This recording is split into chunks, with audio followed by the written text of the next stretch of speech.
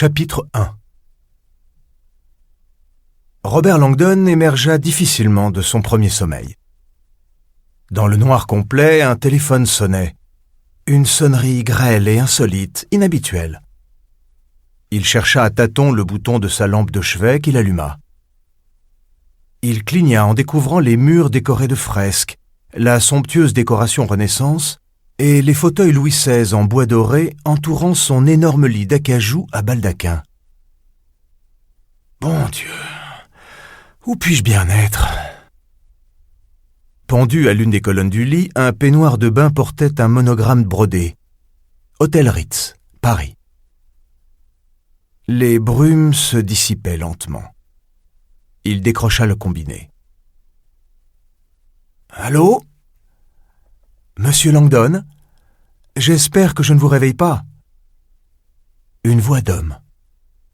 Langdon regarda son réveil, minuit 32. Il ne dormait que depuis 1 heure, mais se sentait complètement hébété de sommeil. « Ici, la réception. Je suis désolé de vous déranger à cette heure, mais vous avez une visite. La personne précise que c'est très urgent. » Langdon peinait à reprendre pied dans la réalité. Un visiteur ? Son regard se fixa sur un prospectus froissé qui traînait sur la table de nuit. L'Université américaine de Paris a l'honneur de vous inviter à une conférence de Robert Langdon, professeur de symbolique religieuse à l'Université Harvard, le vendredi 16 avril à 18h30. Langdon laissa échapper un grognement.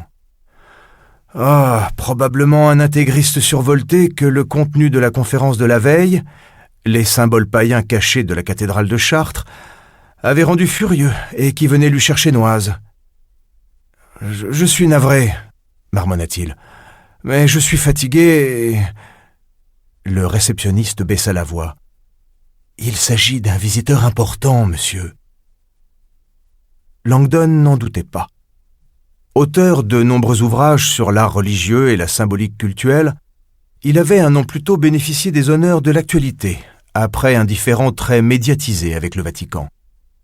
Depuis lors, historien de l'art et mordu de la symbolique religieuse, le harcelait de lettres et d'appels téléphoniques. « Auriez-vous la gentillesse, demanda-t-il en tâchant de rester poli, de noter les coordonnées de cette personne et de lui dire que j'essaierai de l'appeler mardi avant mon départ. Merci. » Il raccrocha et s'assit sur son lit. Sur la table de chevet, une brochure en papier glacé vantait « Les nuits incomparablement paisibles à l'hôtel Ritz, au cœur de la ville des Lumières ». Le grand miroir mural lui renvoya le reflet de son visage terne et chiffonné. « Mon petit Robert, tu as besoin de vacances. » Il avait pris un sacré coup de vieux depuis l'année dernière, mais il n'aimait pas qu'un miroir le lui rappelle. Un regard bleu éteint, des joues mal rasées, des tempes où se glissaient des cheveux gris, des épaules tombantes.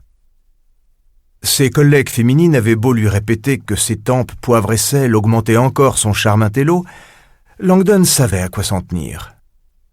Si les journalistes du Boston Magazine te voyaient... Le magazine avait récemment inclus Langdon dans sa liste des 10 personnages les plus fascinants du moment. Un honneur d'un goût douteux qui lui avait immédiatement attiré les moqueries de ses collègues de Harvard. Pourquoi avait-il fallu que cette réputation mal acquise le poursuive un soir à des milliers de kilomètres de là ?